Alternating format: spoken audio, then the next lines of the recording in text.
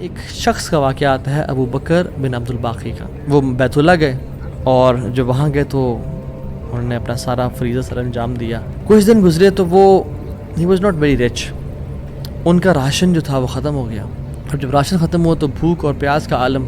مکہ کے ایک دن گلی میں جا رہے تھے تو ان کو نا ایک پیکٹ ملا. انہوں نے اس پیکٹ کو اٹھایا, تھوڑا ہیوی تھا وہ. انہوں نے کہا چلو میں کمرے میں جاتا ہوں اور دیکھتا ہوں کیا ہے اس میں. کمرے میں گئے تو ایک ایسا ہار تھا جو کہتے ہیں میں نے آج تک نہیں دیکھا تھا.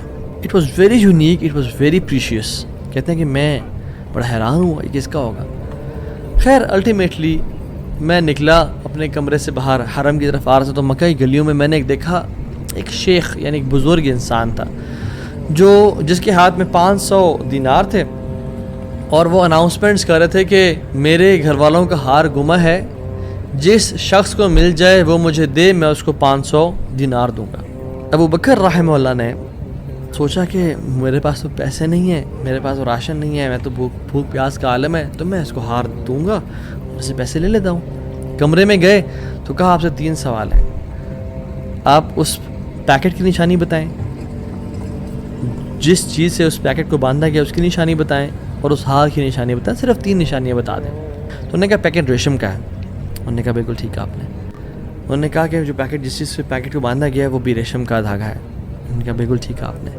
اور تیسرا چیز کا انہوں نے کہا اس میں 30 نگ لگے ہوئے ہیں اس ہار میں. انہوں نے کھولا اس ہار کو, دیکھا 1 2 3 4 5 6 30 کمپلیٹ, یہ آپ کا ہار. تو انہوں نے کہا یہ 500 آپ کے دینار. کہتے ہیں نہیں مجھے نہیں چاہیے. کہتے ہیں کیوں بیٹا, میں نے تو وعدہ کیا تھا کہ میں شخص دوں گا. کہتے ہیں میں نے اللہ کے لیے کام کیا ہے, یہ مجھے چیز ملی تھی, میرا ایز اے مسلمان میرا حق تھا کہ میں امانت کو واپس ادا کروں, تو میں آپ سے اس کا اجر نہیں لوں گا.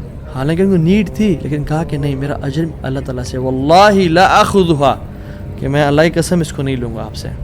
وہ بحث کرتے تھے کہ لو تم نے لینا ہے, وہ کہتے ہیں میں نہیں لینا آپ سے, آپ چلے جائیں, یہ میں نے اپنا امانت ادا کی ہے, میں نے کوئی احسان تو نہیں کیا آپ پہ. وہ بزرگ بڑا حیران ہو کہ یہ کیسا نوجوان ہے. خیر وہ چلے گئے. کچھ عرصے بعد ابو بکر بن عبد الباقی رحمہ اللہ کہتے ہیں کہ میں فائنینشلی اسٹیبل نہیں تھا, تو میں نکلا کچھ تجارت کرنے کے لیے. تو میں جس شپ پہ بیٹھا ہند کی طرف میں نے سفر کیا, سافرت الی الہند, میں ہند کی طرف جانے لگا. اور کہتے ہیں جب راستے میں تھا تو اتنے برے طوفان نے ہماری شپ کو ہٹ کیا کہ پانی شپ کے بیچ میں آ گیا اور لاگز بکھر گئے اور وہ کشتی ٹوٹ گئی. کچھ لوگ ڈوب گئے, کچھ لوگ چیز چلا رہے تھے. میرے ہاتھ میں ایک لکڑی کا بہت بڑا ووڈ لاگ لگا, لکڑی کا ایک پھٹا سا لگا, میں نے اس کو زور سے پکڑ لیا. وہ مجھے جو ہے نا وہ سلولی اینڈ گریجولی کنارے پہ لے آیا.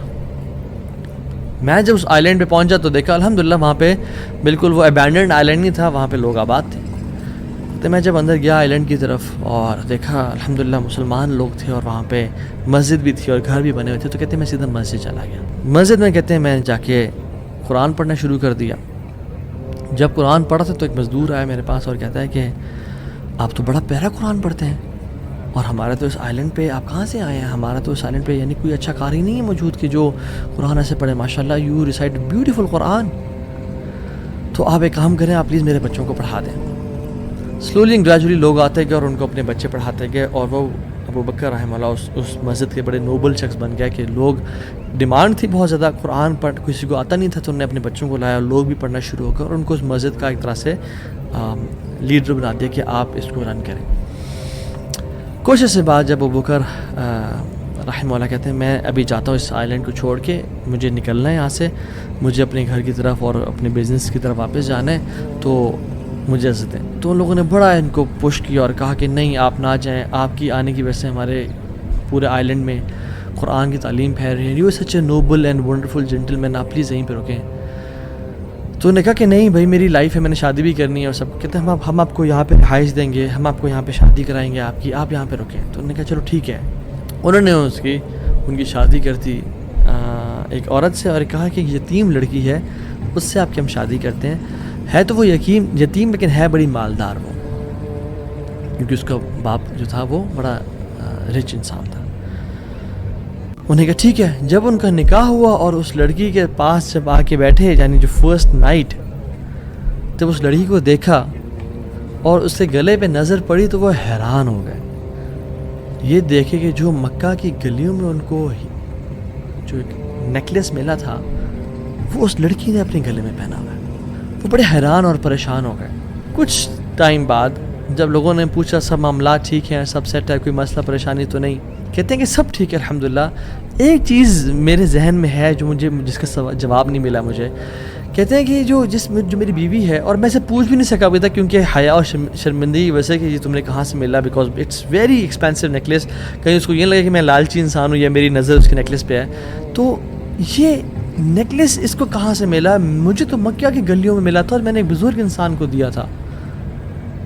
وہ لوگ کیا کرنا شروع ہو گئے، فَحَلِّلُوا وَكَبِّرُوا، وہ کہتے ہیں لا الہ الا اللہ، اللہ اکبر کہنا شروع ہو گئے وہ لوگ، اور کہتے ہیں کہ تم وہ نوجوان ہو؟